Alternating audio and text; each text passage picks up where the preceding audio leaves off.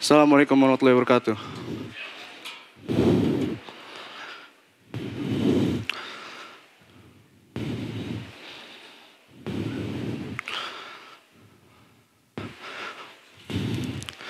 Innal hamdalillah nahmaduhu wa nasta'inu wa nastaghfiruh wa natubu ilaihi wa na'udzu billahi min syururi anfusina wa min sayyiati a'malina.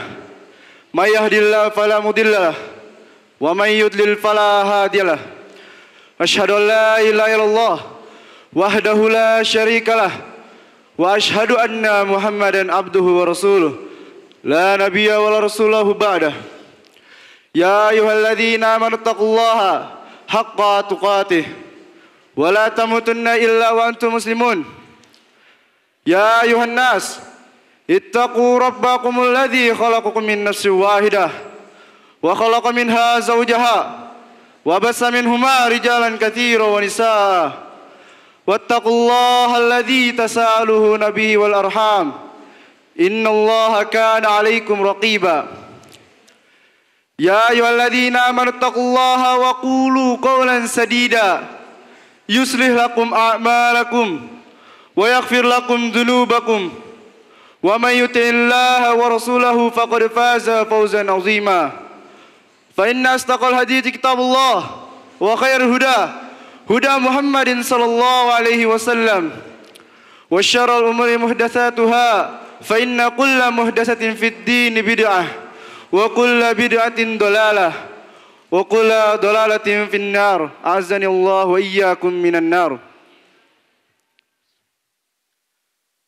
Puji dan syukur atas kehadiran Allah Subhanahu wa taala yang telah memberikan banyak beribu-ribu nikmatnya sehingga kita bisa dapat berkumpul di tempat yang insyaallah dimuliakan Allah Subhanahu wa taala.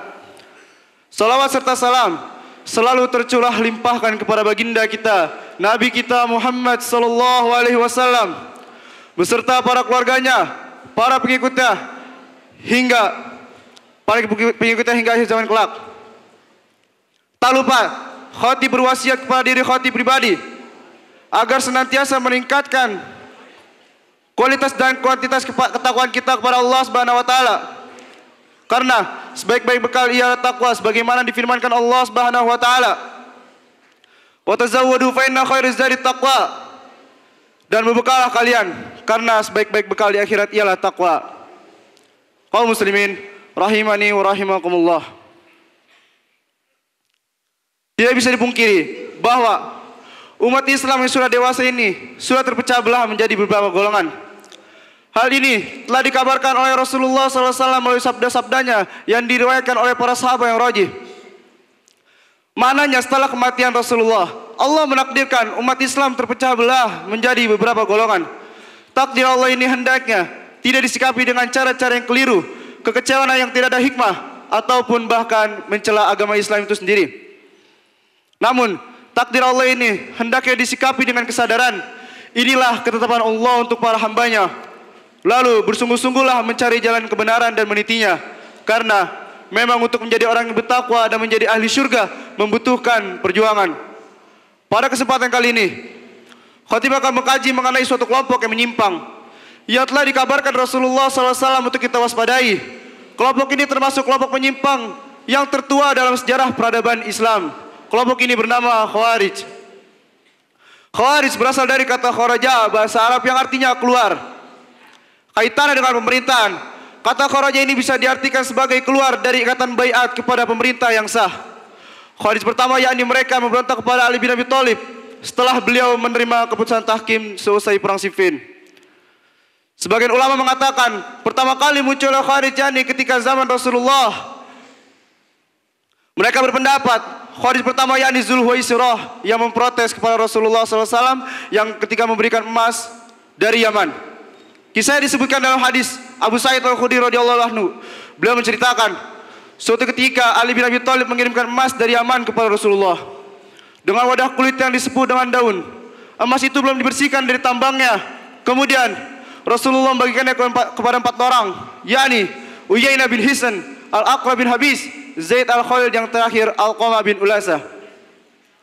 Kemudian ada salah seorang sahabat yang mengatakan, "Wahai Rasulullah, kami lebih berhak menerima daripada mereka." Mendengar hal ini, Rasulullah pun langsung menjawab orang tersebut, apakah kalian akan mencelaku? Padahal aku adalah manusia kepercayaan zat yang berada di atas. Padahal wahyu dari langit datang kepadaku siang dan malam.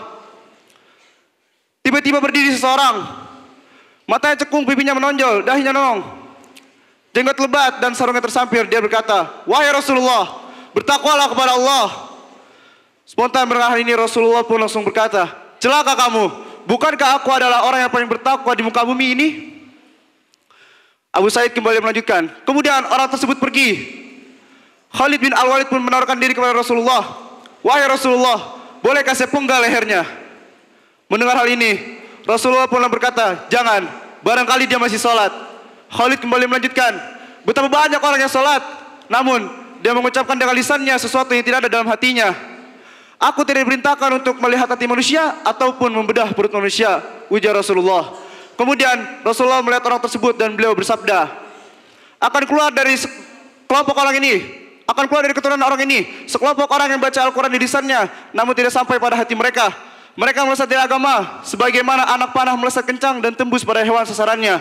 Jika aku menemui mereka, maka akan kubunuh mereka sebagaimana hukuman dijatuhkan kepada kaum Samud. Hadis riwayat Bukhari dan Muslim. Imam Ibnu Jauzi berpendapat, inilah Khawarij pertama yang memberontak dalam Islam.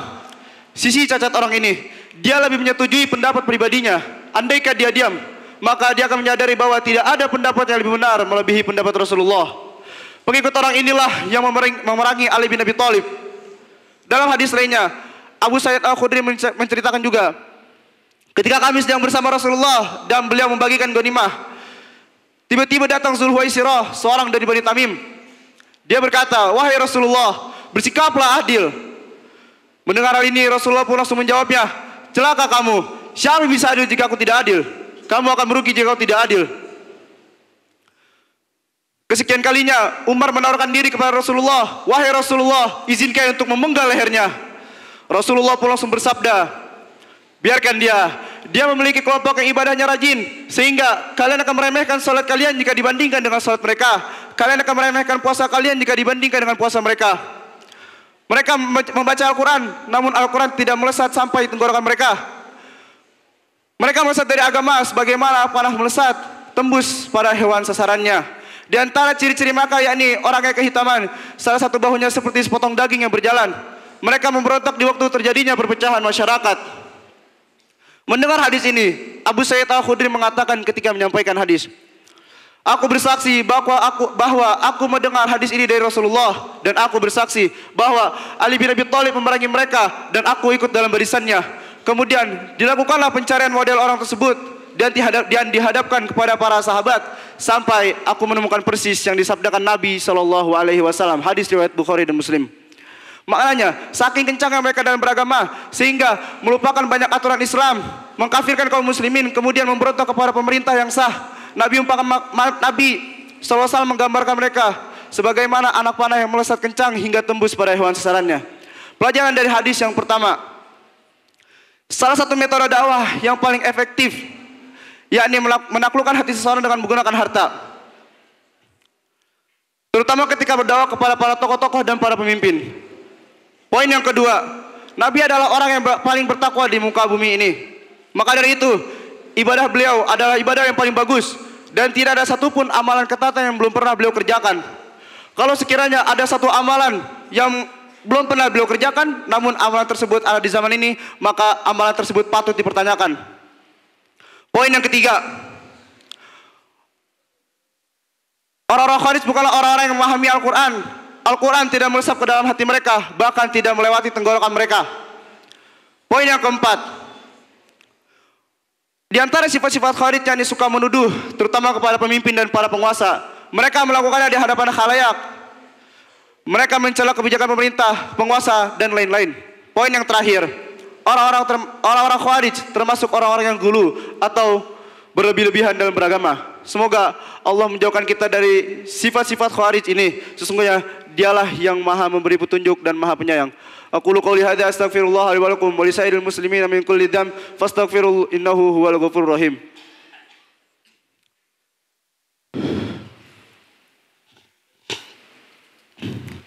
Alhamdulillah Wassalatu wassalamu ala asyrafil anbiya'i wa ala alihi wa sahbihi wa man tamassaka bi sunnatin ila yaumil liqa'i amma ba'd. Di antara seburuk-buruknya sifat yang ada pada kelompok Khawarij, yakni mengkafirkan, kemudian membunuh kaum muslimin yang mereka vonis kafir. Ini adalah puncak dari keburukan yang ada pada kelompok ini. Dahulu mereka mengkafirkan Ali bin Abi Thalib, Muawiyah bin Abi Sufyan, dan sederet sahabat lainnya, lalu berani mengangkat senjata dan perang menghadapi mereka. Demikian pula di masa kini, ada sekelompok orang yang mereka namakan sebagai ISIS. Mereka kafirkan orang-orang yang bersyahadat bahwa tiada ilah yang berhak disembah kecuali Allah dan Muhammad adalah utusan Allah. Setelah itu, mereka perangi orang-orang tersebut. Mereka datang dari Irak kemudian masuk ke Suriah, memerangi umat-umat muslim yang ada di sana. Mereka kafirkan pemerintah Arab Saudi, lalu berani mendatangi perbatasannya dengan mengadakan kontak senjata kepada para tentara-tentara tersebut. Padahal tentara-tentara tersebut adalah umat Islam, sementara tidak ada satu peluru pun yang mereka arahkan untuk memerangi Yahudi di Palestina. Benarlah apa yang dikatakan Nabi SAW tentang mereka, memerangi kaum muslimin dan membiarkan para penyembah berhala. Dan benarlah apa yang disabdakan Nabi SAW tentang mereka, Al-Khawarij kila benar, Khawarij adalah anjing-anjing neraka. Kaum muslimin rahimani wa rahimakumullah, api yang besar bermula dari api yang kecil. Dosa yang kecil akan mengantarkan kepada dosa-dosa yang lebih besar. Demikian pula halnya sifat jelek akan mengantarkan kepada kita sifat-sifat yang lebih jelek lagi. Kita sering melihat masyarakat yang berburuk sangka kepada para penguasanya, padahal mereka sama sekali tidak mengetahui permasalahan tersebut kecuali hanya melalui berita-berita media yang provokatif. Kita sering mendengar ada khotib-khotib berbicara berapi-api di atas mimbar hanya untuk mencela kebijakan pemerintah. Ini adalah sifat-sifat buruk yang tidak layak kita tiru. Ini adalah sifat-sifat Khawarij yang tidak layak kita tiru. Islam tengah mengajarkan kepada kita metode yang baik dalam menasihati penguasa, metode yang teduh tanpa menimbulkan gejolak, permusuhan ataupun kebencian. Nabi SAW bersabda, "Man arada ayyan sahalizi sultanin fala yubdihi ala niyatan walakin liakhudh biyadihi fayakhlu bihi fa in kibali minhu fadaka wa illa kana qad alaih." Barang siapa yang ingin menasihati penguasa, maka jangan ia tampakkan terang-terangan, akan tetapi gandenglah tangan penguasa tersebut dan menyendiri dengannya. Jika dengan itu ia menerima, maka itulah yang diinginkan. Namun jika dengan itu ia tidak menerima, maka yang menasihati telah melaksanakan kewajibannya. Inilah keindahan bentuk syariat kita, memberikan solusi tanpa menimbulkan bahaya yang lebih merusak. Kalau sekiranya kita tidak mampu melakukan hal tersebut, maka Allah tidak membebani kepada kita sesuatu hal yang di luar batas kemampuan kita. Kita tidak mampu melakukan yang demikian, bukan berarti kita melegalkan cara-cara yang tidak dibenarkan. Oleh karena itu, hendaklah bertakwa kepada Allah dalam urusan pemimpin dan urusan penguasa. Semoga Allah melindungi kita. Semoga Allah melindungi kita dari perdamaian negara ini dan urusan para pemimpinnya. Innallaha malaikatahu yusholluna 'alan nabi ya ayyuhalladzina amanu shallu 'alaihi wa sallimu taslima. Allahumma shalli 'ala Muhammad wa 'ala ali Muhammad kama shallaita 'ala Ibrahim wa 'ala ali Ibrahim innaka Hamidum Majid. Wa barik 'ala Muhammad wa 'ala ali Muhammad kama barakta 'ala Ibrahim wa 'ala ali Ibrahim innaka Hamidum Majid. Allahumma ighfir lil muslimina wal muslimat wal mu'minina wal mu'minat al ahya'i minhum wal amwat innaka samiun qaribun mujibud da'wat wa ya qadiyal hajah. Allahumma inna haqqa warzuqna tibah. Rabbana hab lana min azwajina wa dzurriyyatina qurrata a'yun waj'alna lil muttaqina imama. Rabbana atina fid dunya hasanah wa fil akhirati hasanah wa qina adzabannar. Subhana rabbika rabbil izzati amma yasifun. Wassalamun ala mursalin walhamdulillahi rabbil alamin. Aqimussalah.